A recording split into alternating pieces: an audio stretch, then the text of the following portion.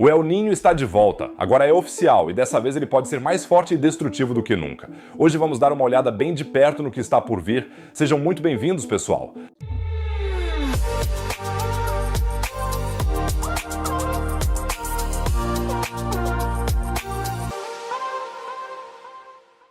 Há algumas semanas analisamos a situação, explicamos o fenômeno e dissemos que era bem provável que ele chegasse. E agora ele está aqui, confirmado oficialmente pela NOAA, a Agência Americana de Pesquisa Oceânica e Atmosférica, uma das agências meteorológicas mais renomadas do mundo. O El Niño não é uma tempestade, nem uma erupção vulcânica, nem um evento extremo isolado. É um fenômeno climático que, uma vez em andamento, pode abalar todo o equilíbrio climático do planeta por meses a fio. O professor de meteorologia, Andreas Fink, me explicou o que exatamente acontece nesse processo. Bem, antes de mais nada, trata-se de uma mudança nas temperaturas da água no Oceano Pacífico tropical. Ele é realmente enorme, em sua extensão leste-oeste com mais de 10 mil quilômetros.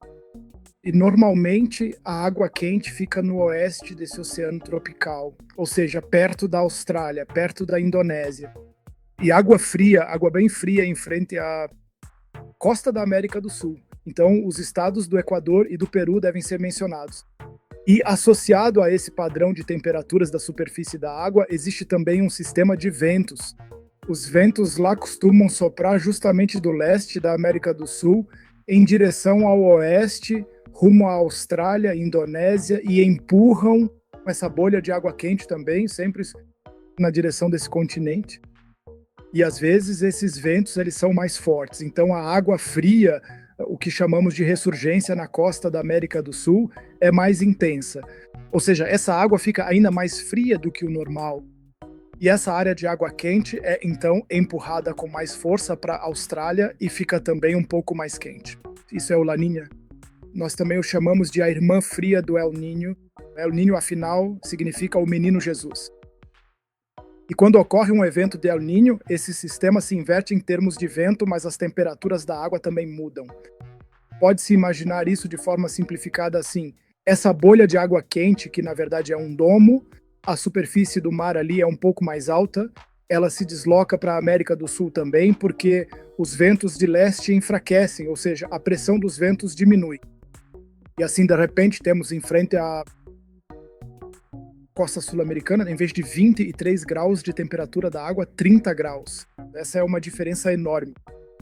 A propósito, as Ilhas Galápagos, bem no Equador, também são afetadas, porque sabemos que acima de 26 graus e meio existe a possibilidade de gerar tempestades tropicais de grande altitude.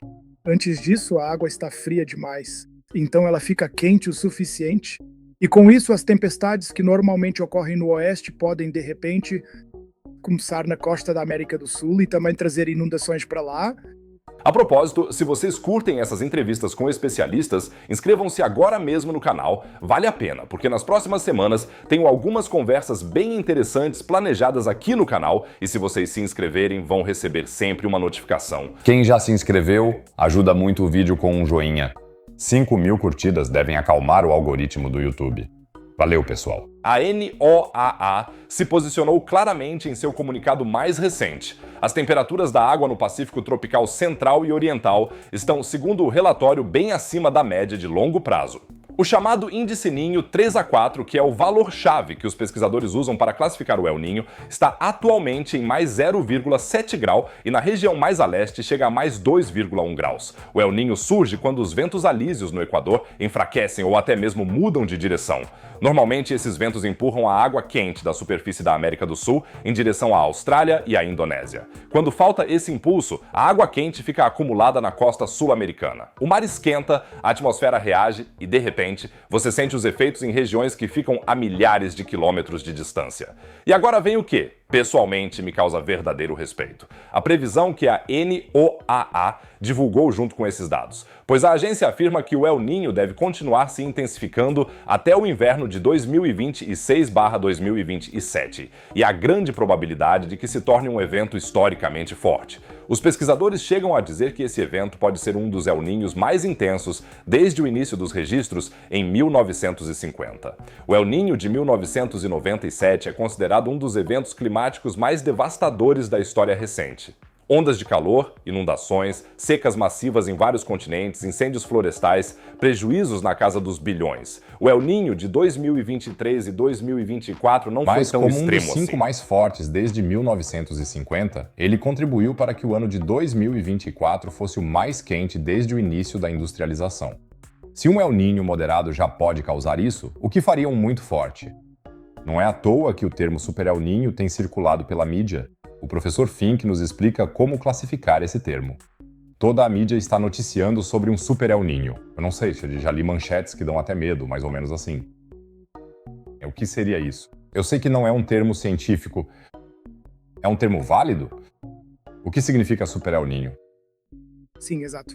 Na verdade, para ser honesto, houve apenas uma única publicação científica há alguns anos na qual autores americanos usaram esse termo Super El Niño, por assim dizer, ou melhor, o publicaram, mas nós, na comunidade científica, não o utilizamos. Nós falamos, na verdade, de um El Niño forte ou muito forte, e medimos isso através das anomalias, por assim dizer, do desvio das temperaturas da água no Pacífico Central. Sim, temos uma grande região lá.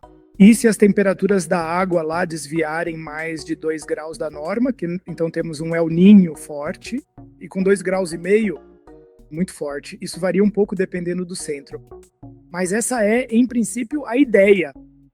De fato, nossos modelos de previsão, e existem diferentes abordagens, agora prevêem, considerando todas as previsões, com mais de 50% de probabilidade, um El Niño pelo menos forte, mas não muito forte.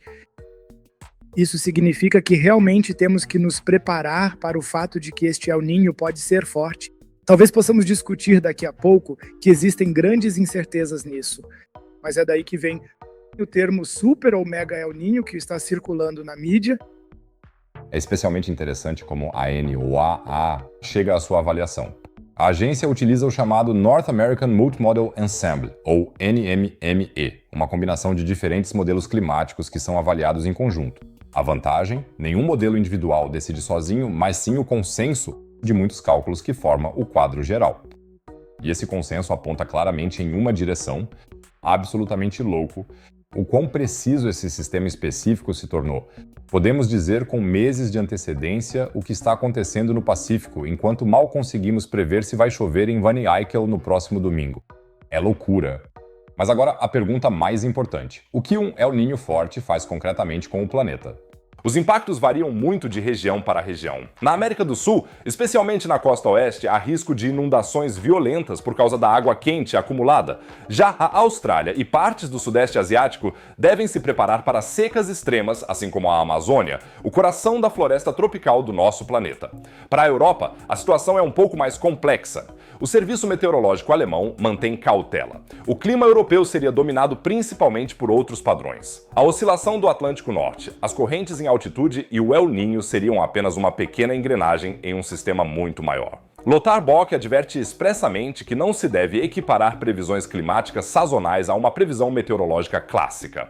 Não é possível neste momento, fazer afirmações concretas sobre um verão quente de forma séria, e ao mesmo tempo, ele ressalta que os impactos globais podem mesmo assim ser enormes e, portanto, influenciar indiretamente a Europa. O El Niño influencia as correntes marítimas globais, e essas correntes funcionam como uma espécie de ar-condicionado do planeta. Quando elas ficam fora de sincronia, os padrões de chuva, as temperaturas e as zonas de vegetação também ficam fora de sincronia. E globalmente, é claro que percebemos isso em todos os lugares, seja nos preços dos alimentos, em desastres naturais em outros países com os quais fazemos comércio ou no aumento das temperaturas globais.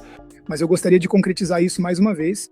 Existem, é claro, estudos na imprensa que dizem, sim, encontramos uma correlação fraca, mas estatisticamente significativa, com invernos um pouco mais amenos, que, aliás, já se tornaram mais prováveis aqui na Europa devido às alterações climáticas e com mais precipitação na primavera na região do Mediterrâneo Ocidental e em Marrocos. Mas, para ser honesto, essa é uma explicação de variância tão pequena, como dizemos, que não se deve sair por aí dizendo que esses efeitos vão acontecer. Por isso, a maioria dos especialistas, e eu me incluo nisso, claro, dizem não podemos dizer nada sobre isso agora. O que não exclui que uma cadeia causal desse tipo possa ocorrer num evento isolado. Mas eu não contaria com nada disso no momento. Sim, independentemente das consequências específicas na Europa, poderíamos ver valores de temperatura globais extremos em 2026 e 27 devido ao El Niño, se a previsão da NOAA se confirmar. A própria NOAA justifica a sua estimativa elevada com dois fatores concretos: o conteúdo de calor oceânico invulgarmente elevado no Pacífico, ou seja, o calor armazenado na água que alimenta a intensificação do fenômeno, bem como as anomalias de ventos de oeste em expansão que reforçam ainda mais o padrão. Acho fascinante que se consiga medir as temperaturas no Pacífico com tanta precisão e a uma profundidade realmente impressionante. Como é que isso funciona? Alguém mergulha lá com um termômetro? Isso já foi há algum tempo.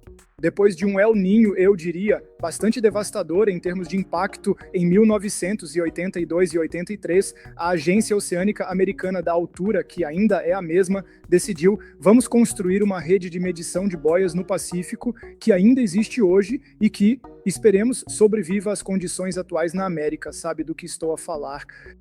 E nestas boias, que estão ancoradas, por exemplo, a cada 10 graus de longitude e depois a cada 2,5 graus a norte e a sul do Equador, elas têm âncoras longas, né? Também tem cabos pendurados e nesses cabos há sensores que medem a temperatura e a salinidade, entre outras coisas, e a corrente em várias profundidades. Sim. E estes dados permitem-nos realmente ver o sinal e também introduzi-lo nos nossos modelos, por assim dizer. Isso é incrivelmente importante, tem toda a razão, porque não podemos medir a partir de satélites a essa profundidade. Não conseguimos ver lá para dentro. São, de facto, estas boias ancoradas. Esta rede de medição chama-se Triton, se quiserem pesquisar, que nos ajuda a detectar um El Niño precocemente no oceano. Qual é, então, a conclusão?